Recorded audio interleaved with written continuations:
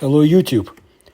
Today, I want to take you back to Central Asia and tell you a very interesting episode from the history of UFO observations as well as ancient history.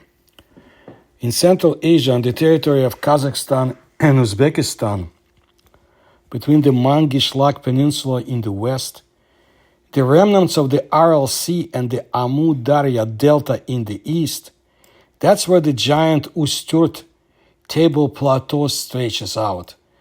Currently, the plateau rises 180 to 300 meters above the plain. In some places, it breaks off the surrounding plain with steep, very steep, hard-to-reach ledges, so-called chinki, up to 350 meters high. In the southwest, the Usturt Plateau consists of separate ridges resembling small mountain ranges. This part of the plateau is called Bojira. It is the highest and the most beautiful, The place impresses with its really unearthly landscapes. The main landscape of the plateau is a desert with almost no vegetation and water, although there are also giant plants, very unusual plants. The groundwater that occurs in these deposits is salty and unsuitable for drinking. There are severe, up to 40 degrees, winters and scorching, drying up all living things in the summer. From the point of view of geology and the history of origin, the Usturt Plateau is the bottom of the ancient Tethys Ocean, which gradually shrank and existed in this place for more than 50 million years.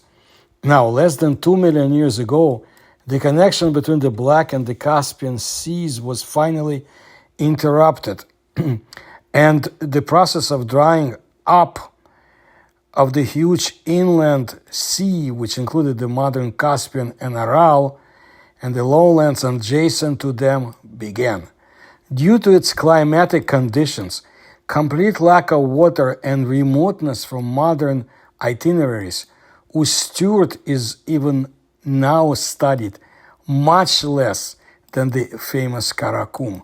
But the main mystery of Usturt is not in geology or geography. It's in its story, its history. Its huge territory with an area of about 200,000 square kilometers was a kind of archaeological reserve, a solid white spot for centuries. In the 1980s, a topographic map of the plateau was being surveyed. This was done using modern methods based on photogrammetry materials for which aerial photography of the entire plateau was ordered.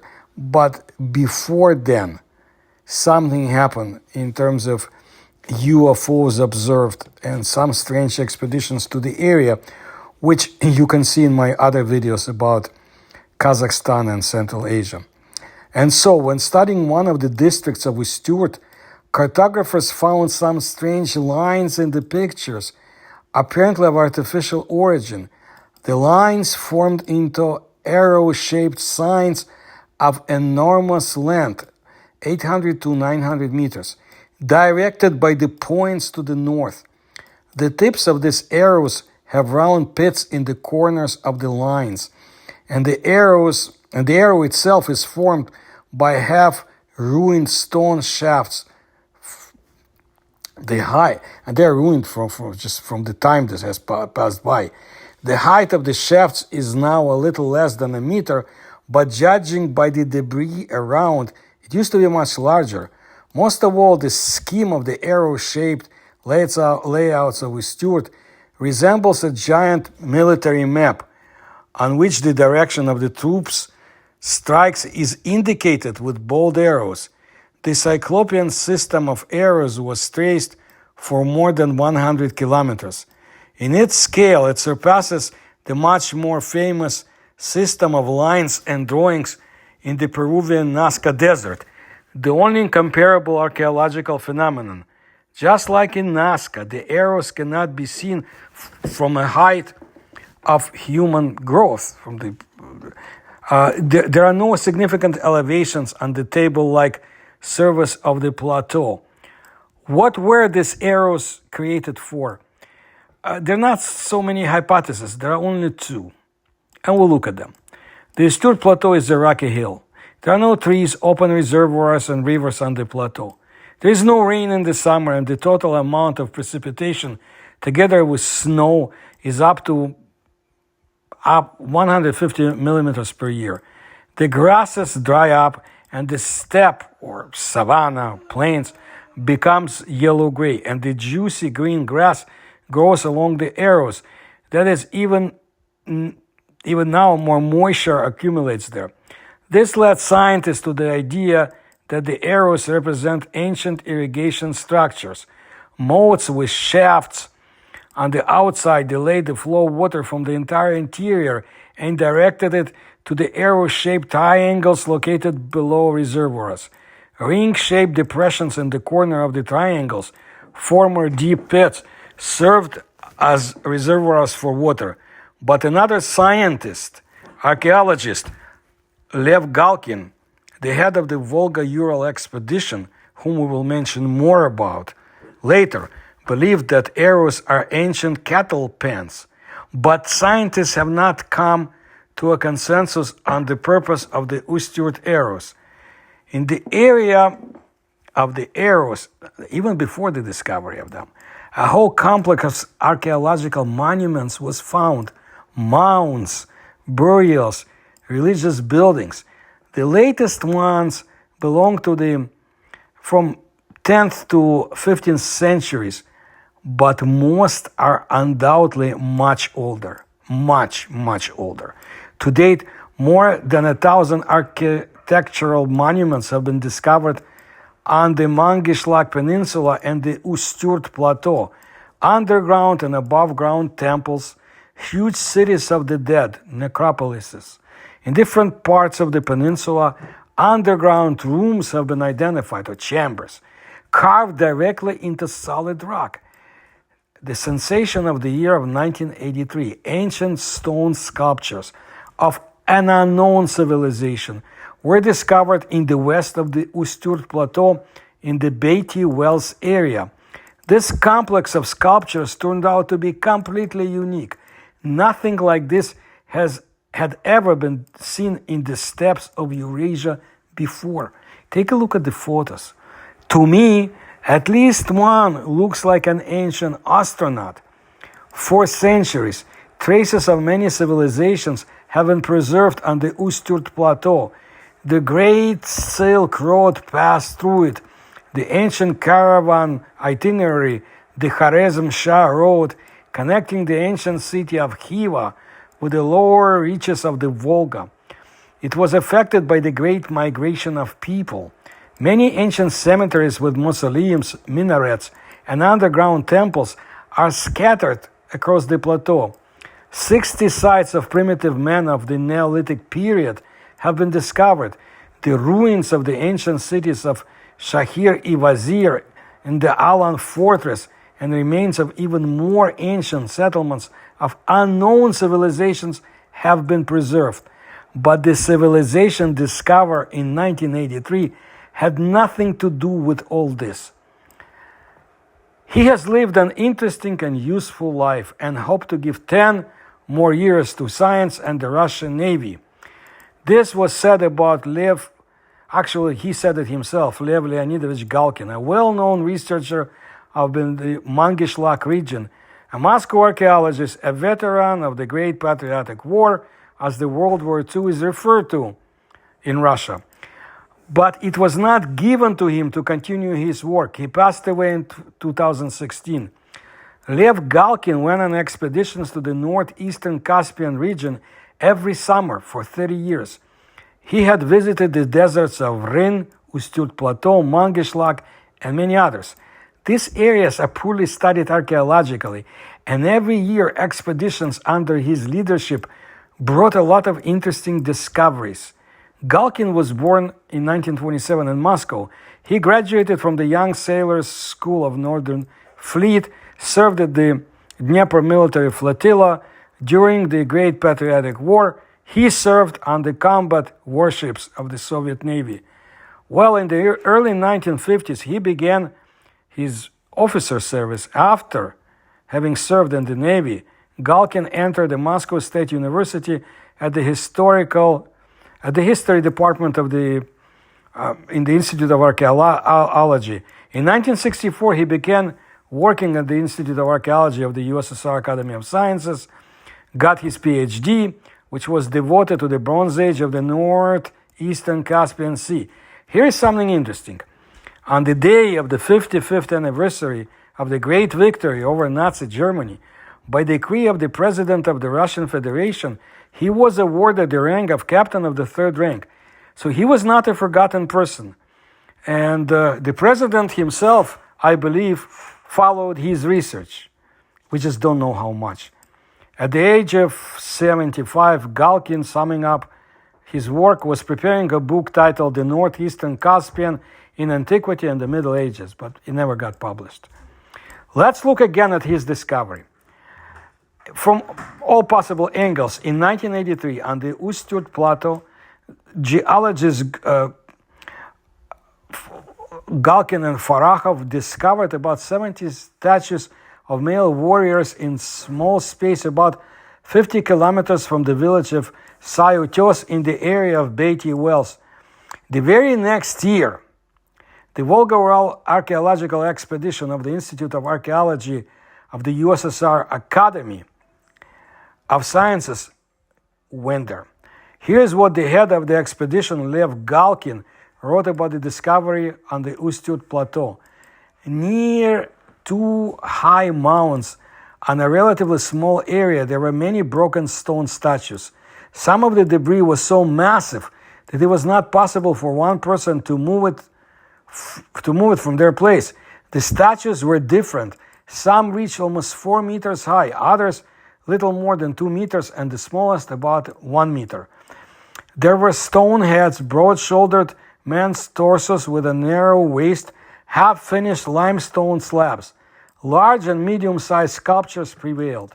Even though they were once thrown to the ground and broken, it was obvious that the statues stood in a certain order, in the form of the Russian letter P, something like an upside Latin U. Probably this gallery presented an impressive sight in the rays of the sun. There, towards the sunset, towards the land of the dead, their faces were turned. So in 1984, Galkin's archaeological expedition discovered stone sculptures there. Once they all stood with their faces turned towards the sunset, but then obviously they were thrown to the ground and smashed. Some of the debris was so massive that they could not even be moved. Archaeologists found about 25 sculptures near the group of mounds of Beatty 1, and 5 kilometers from there, on Beatty 3, there were almost 50 more statues, and almost mostly broken. As Lev Galkin said, then he was simply amazed by the number of idols placed on a relatively small area. There are no analogues in Kazakhstan.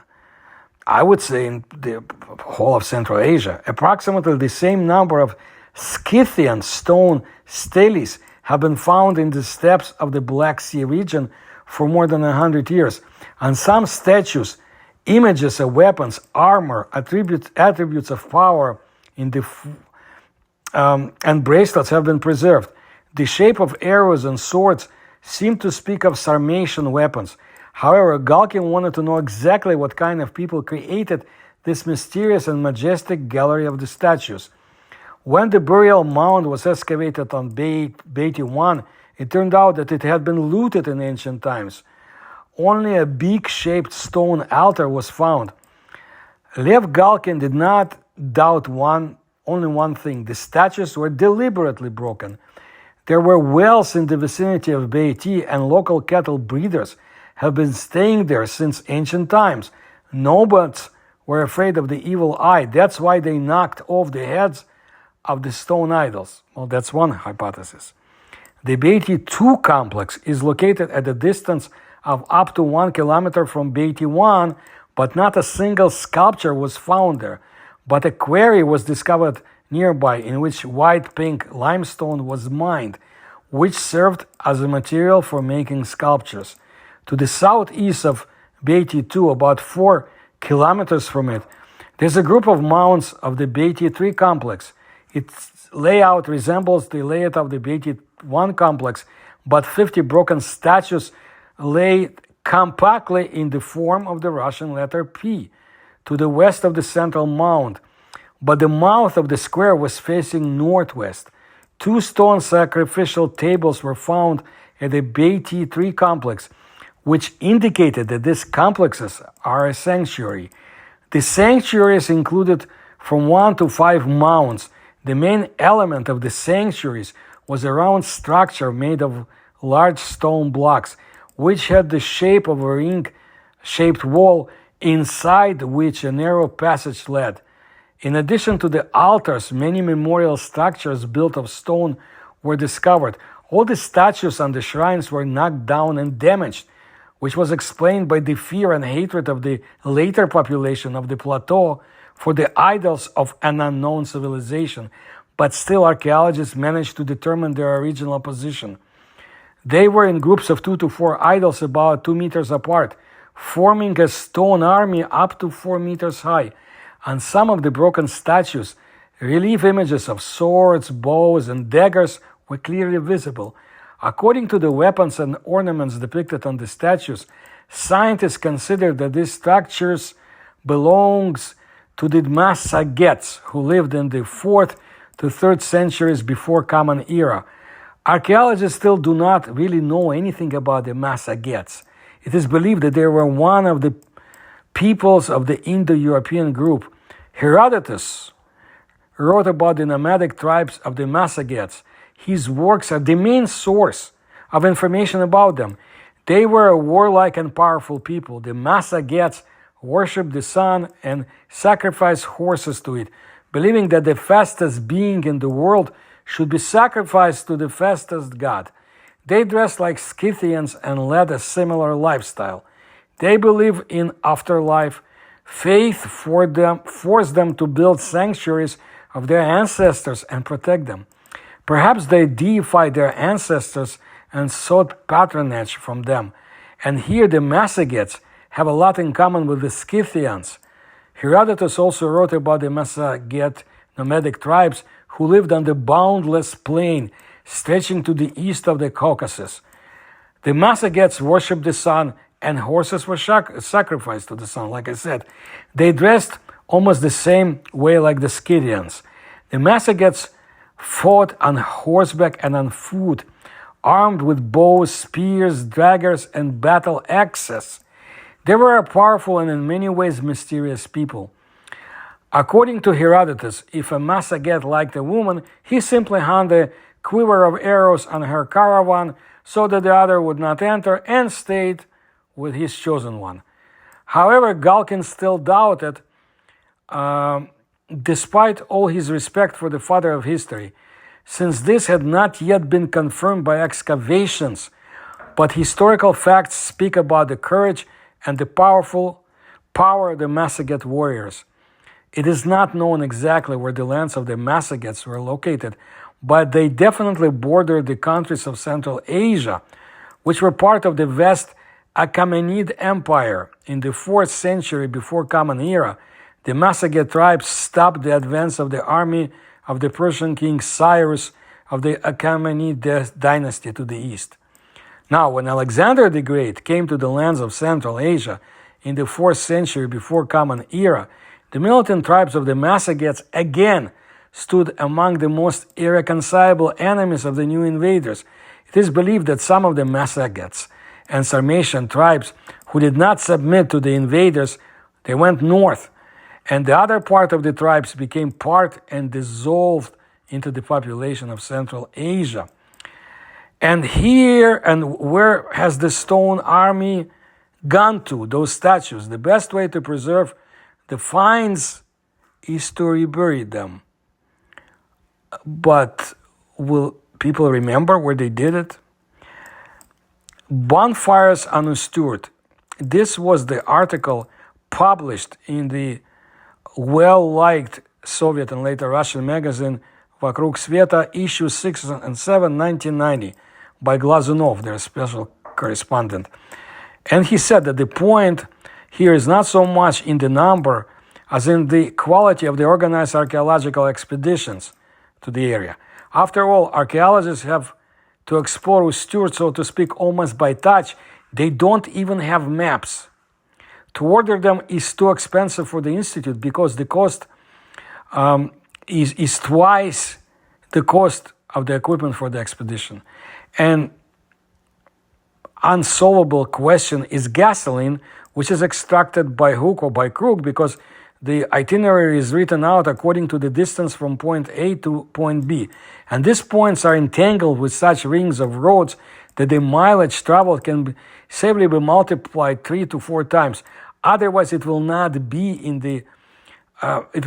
an archaeological search and exploration, but a tourist trip. In summer, archaeologists work here in the most difficult conditions. A desert is a desert, and without means of communication, completely cut off from the world for all 5 months of field work.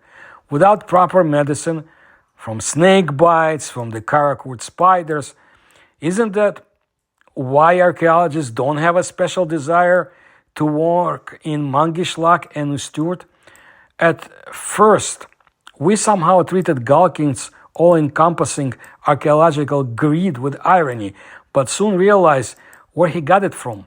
In the village of Sai-Utios, we went to an old acquaintance of Lev Galkin, one might say a local historian, Anatoly Konyashkin. He told us that about 15 kilometers from the village, he saw the ruins of some ancient structures, most likely a fortress, since the remains of the bases of round towers are clearly traced in the walls. There's a cemetery nearby, however.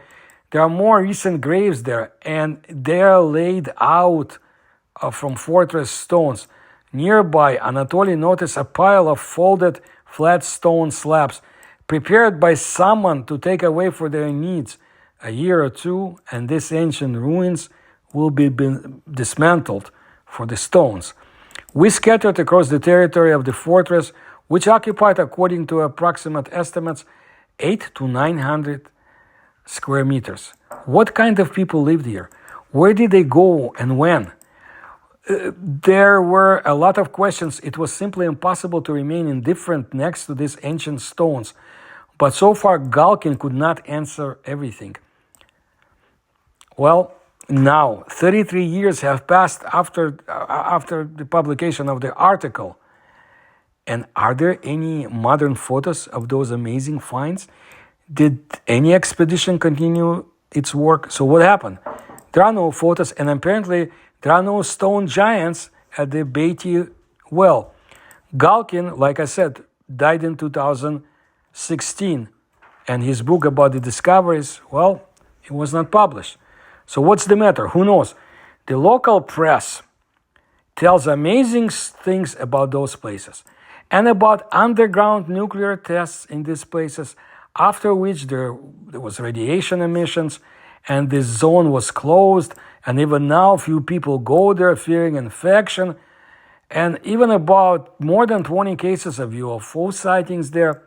Why don't you look at my videos about Kazakhstan and UFO observations in Mangishlak? Prepare to be amazed. And what about those giants, those stone statues? Where did they go to? There is an assumption that they were buried out of harm's way. There were illegal excavations there, something was found, and then everything was hidden, just like that. According to another hypothesis, some religious fanatics destroyed them. So, new expeditions, no whereabouts of the strange statues. But let's look now at another UFO information about the area. This is from the Caravan Internet publication from Kazakhstan, dated September 15, 2023. Here's what they say. The Pentagon revealed strange facts about UFOs in Kazakhstan. What kind of UAPs American spies found in Kazakhstan? Most cases of UFO sightings by CIA spies were recorded on the Usturt Plateau in Mangistau. In 1969, spies observed a fireball hovering in the sky. The following year, 2 more flaming spheres are mentioned. They refer to Pentagon documents that that the Kazakh journalists were able to look at from an online publication. After that, until the end of the 1980s, the spheres began to appear in these parts with enviable regularity. It was as if the aliens had set up an interplanetary spaceport undisturbed. The spheres behaved very strangely and rightfully fell into the category of anomalous objects.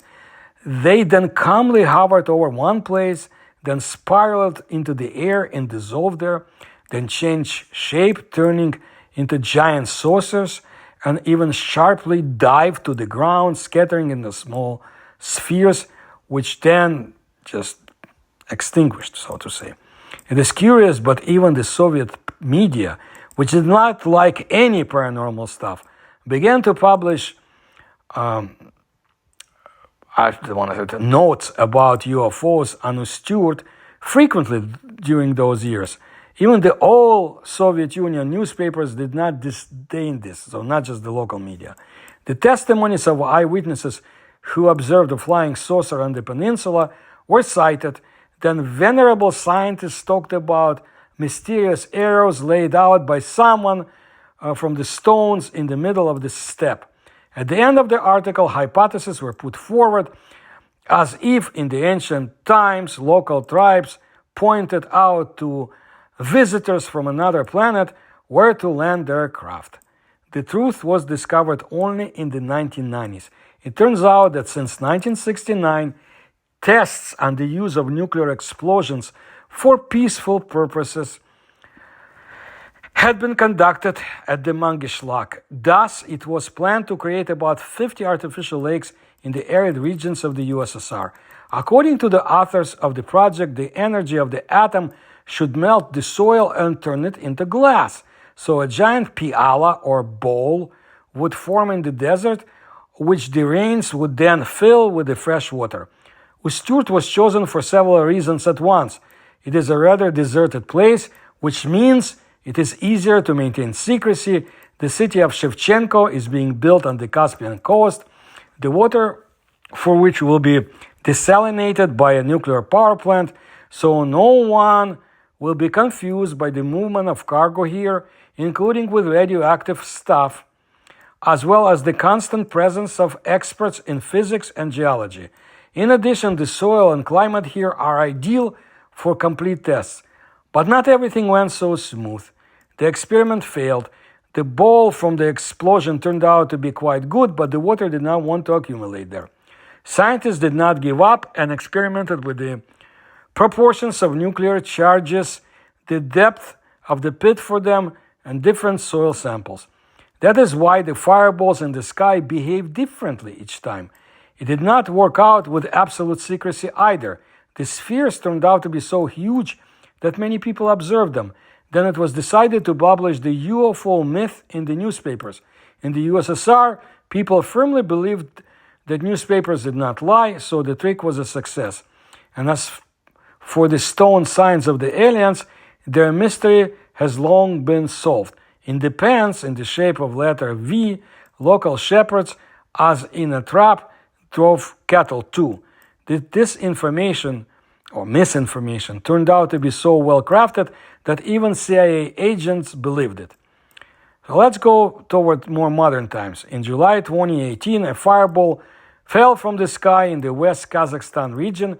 It happened around midnight when it was already dark, but people in nearby villages were still awake. It was not difficult to find the sphere on the fire trail. Curious villagers plucked up the courage, found a rather large metal sphere in the steppe, and, having taken enough pictures, called the local police. Firefighters, law enforcement officers, and an investigation team arrived at the scene. The first hypothesis was the fall of a meteorite, but a hatch was found on the sphere, tightly screwed with large knots. It was also noted that at the time of the fall, there were interruptions with mobile communications in the settlements, nearby settlements. The mysterious sphere was taken away by the police, and its further fate remains unknown to both the Pentagon and the residents of the settlements. A special message about the incident was sent to the head of the Department of Internal Affairs, of the West Kazakhstan region, and a copy of it somehow got into the archives of the Pentagon. By the way, this is the only document on the website signed, apparently American website, signed by an official from Kazakhstan. However, there are no seals on the paper, but only a signature squiggle. It is possible that this clumsy fake was concocted by some blogger for the sake of likes, and the CIA fell for it. That's what the modern Kazakhstan publication is trying to convince us of. Fine. But let me tell you this. The top secret Soviet military academic UFO research program Setka sent expeditions to the area. I believe it started in 1979. You should look at my other videos. And more. So, something is afoot, as the saying goes. And hidden from us are not only those mysterious statues and idols that Galkin discovered in 1984.